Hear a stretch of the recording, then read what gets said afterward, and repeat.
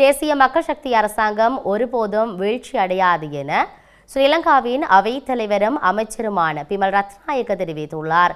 தேசிய மக்கள் சக்திக்கும் மக்கள் விடுதலை முன்னணிக்கும் இடையில் எந்தவொரு முரண்பாடும் இல்லை எனவும் ஊடகங்களுக்கு கருத்து வெளியிட்ட போது அவர் சுட்டிக்காட்டியுள்ளார். தேசிய மக்கள் சக்திக்குள்ளேயே மக்கள் விடுதலை முன்னணி இருக்கின்றது.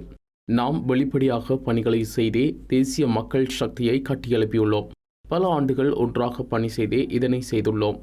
ஒன்றாக பணியாற்றி தோல்விகளை கண்டோம். அந்த தோல்விகளில் இருந்து முன்னோக்கி சென்று பணிகளை மேற்கொண்டு வருகின்றோம். ஆகவே எமக்கிடையில் எந்த ஒரு வேறுபாடும் இல்லை. அனுரகுமார திசாநாயக்கவை போன்று எமக்கு கிடைத்த பெருமதியான சொத்து கலாநிதி கரணி அமரசூரிய. எமக்கு இருக்கும் மிகவும் உயர்மட்ட அரசியல் சொத்து அவர். நாம் மிகவும் ஒற்றுமையாகவும் முழுமையான அன்புடனும் பணியாற்றுகின்றோம். சஜித்துக்கு நாமலுக்கும் அழுது கொண்டே இருக்க முடியும். அவர்களே பிரித்துள்ளனர். அரசாங்கம் வீழ்ச்சி அடையாது. காலத்தை வெறுமனவே வீண்விரியம் செய்ய வேண்டாம் என கேட்டுக்கொள்கின்றோம். விருப்பமெனில் சமூக வலைதளங்களில் பதிவிட்டு சிற்றின்பத்தை காண முடியும். இந்த 5 ஆண்டுகளும் பணியாற்றி மக்களிடம் சென்று அடுத்த மக்கள் ஆணையையும் நாம் கோருவோம். எமக்கிடையில் எந்த ஒரு முரண்பாடும் வரவில்லை. பிளவுபட்டுள்ளதாக தெரிவிக்கப்படுவது ஊடக பரப்புரைகள் மாத்திரமே.